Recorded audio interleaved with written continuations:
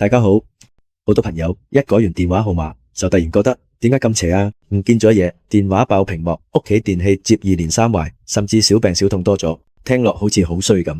但其實好多時係因為新號碼嘅能量開始啟動，你周圍嘅磁場正喺度大翻身、大洗牌緊㗎。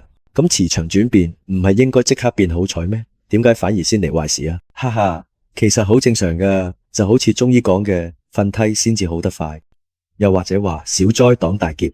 先俾啲小波折出嚟清負能量，之後先可以順順利利行大運啦。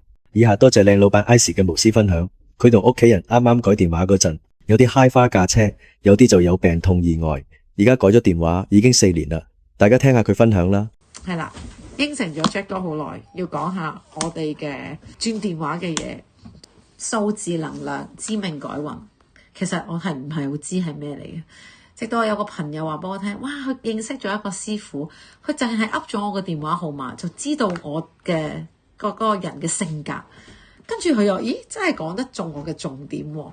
咁我就抱住一個好懷疑嘅情況之下去了解啦。咁俾咗個身份證號碼佢，原來身份證號碼係可以顯示到我哋呢一個人生係點，好似去算命一樣。跟住 Jack 哥就講啦，原來身份證呢係我哋一出世就已經定咗啦，冇得更改。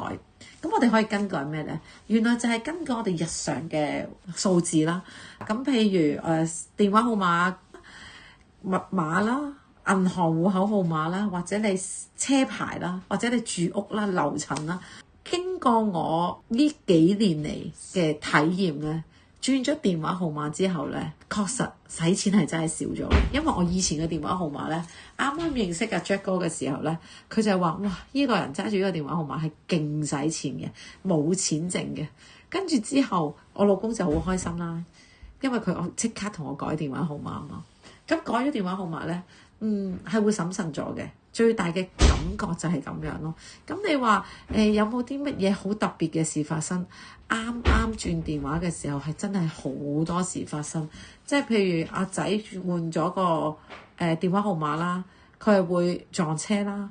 跟住我換咗個電話號碼之後啦，無端端去驗血嘅時候，佢會個報告會話我係有鼻咽癌啦。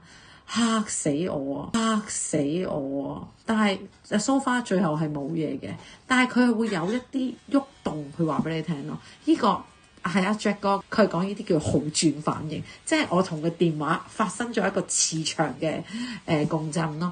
咁我而家改咗呢個電話都應該改咗差唔多4年啦，係啦。咁你問我會覺得好似越嚟越好嘅。